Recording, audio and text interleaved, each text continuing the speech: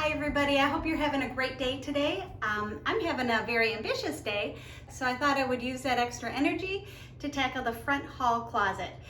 We keep our coats in there, shoes in there, returns in there, baby stuff in there, just a wide variety of things. So my plan today is to do some decluttering, organizing, and have a place for everything, and just streamline the whole closet. So let's get started.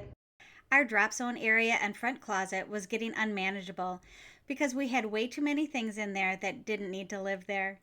We'll also be going through the storage dresser where we keep all of the hats, mittens, plus a few other clothes for the grandkids. Too often for us over the years, we've held on to too many coats that we didn't really like, so we're going to try to be more mindful on what we like, what we use, and what we keep. With coats, the goal is to only keep the current season in the front closet. As I'm emptying the closet, I'm trying to sort and purge as I go. I know for us, shoes can accumulate quickly, especially in our front closet.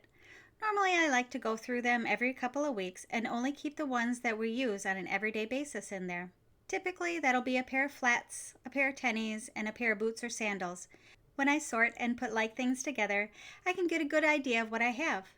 I know that at least for me, the less I have, the easier it is for me to organize and stay organized.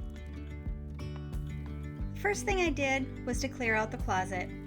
Once the front coat closet is empty, this is also a great time to give it a good clean and see if it needs a fresh coat of paint. Yesterday, there was sun and there was rain, beauty in the mundane.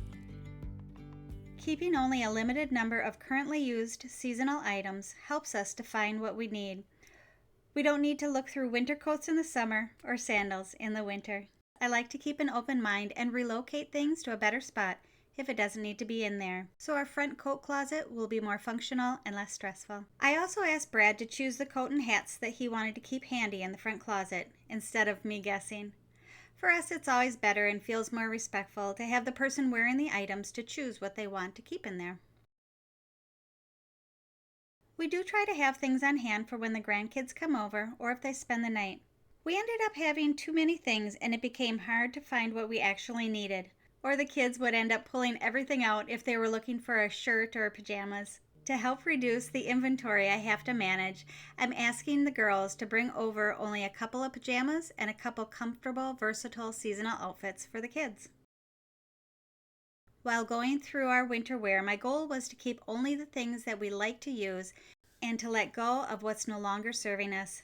I know it can be hard to get rid of winter wear because of all of the just-in-case thoughts. If something gets wet, I can toss it in the dryer. And if it gets lost, I'll just pick up a cheap replacement from a thrift store. I'm very happy to have this vintage dresser to store our winter wear and the grandkids' clothes in. But it needed a little work to make it look nice and be more functional. I added a liner to all 3 drawers and I asked Brad to fix them so that they would pull out more smoothly. Then all I needed to do was to sort, purge, and put back what we actually needed and wanted. If you don't have a storage dresser like this, I've also seen people use plastic or fabric bins for winter wear, and then place them in the closet. If it were me, I would probably have 3 bins and label one for hats, one for gloves, and one for scarves, and have them all mixed together for everyone. But if you have family or kids that are a little more particular, you might want to consider having one bin for each person instead.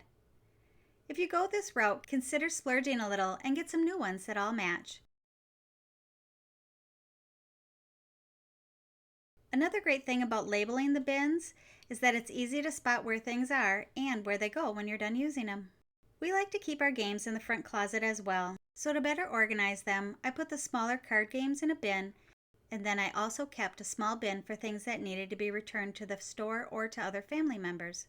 In hindsight, I'm still planning on keeping the small bin in here for things that belong to other family members, but I'm also keeping a bin in the truck for returns so that they're always with me if I have a little extra time to do a few of them. We like to use wooden hangers because they all look cohesive and they don't bend or break under the weight of a heavy winter coat. Another tip if you have dog leashes or other pet items is to put them in a bin as well. It might look a little neater than hanging them. And now we're finally done.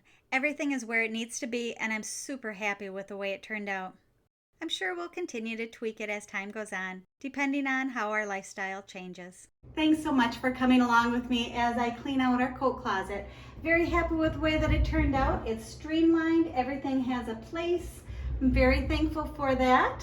And did some decluttering, we did some organizing, and I'm really happy with that. I'm also super happy with the way that the mitten dresser turned out. I hope that you were able to find some value and inspiration in today's video, and we'll see you in the next one. Bye-bye. And now, there's something in the air and a sparkly shimmer on our skin,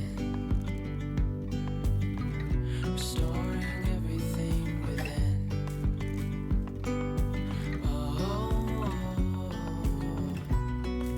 Dreamy, breezy, we go. Easy on our tiptoes, undercover agents of the other, beyond gravel.